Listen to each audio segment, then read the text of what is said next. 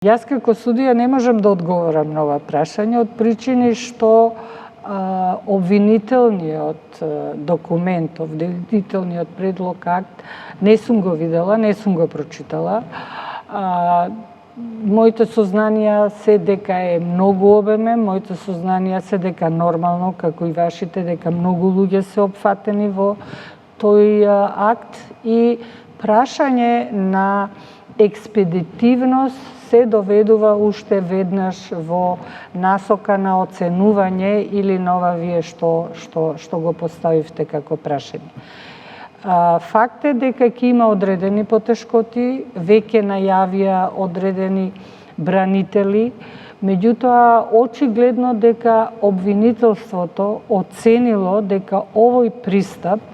е можеби најадекватниот пристап за работење по овој предмет, ако станува збор за голем број на докази кои што ги додираат сите луѓе кои што се инволвирани во настанот, ако станува збор за нешто кое што не би требало да биде повторување на она што за еден се однесува, да се однесува и за друг. И мислам дека во моментот треба да се сконцентрираме на она што значи транспарентно работење, она што значи примена на стандардите за фер судење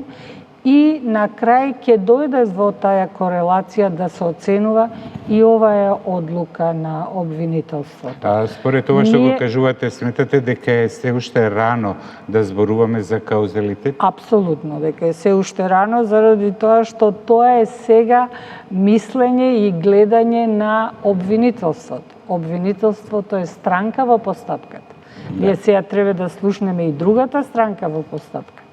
Тоа се луѓето кои што се опфатени со тоа обвинение и нивните адвокати.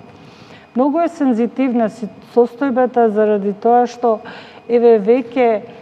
има реакции од родителите на жртвите во делот на она како адвокатите се нафатиле да бранат луѓе кои што се поврзани евентуално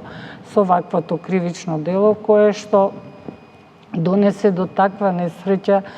да никој не ја посакува и користам повторно прилика да изразам сочувство до сите родители. Меѓутоа факт е дека во една правна држава мора да има фер судење, а тоа фер судење предпоставува и бранители и тоа фер судење има други стандарди кои што само ќе ја зајакнат презентацијата на она што се случило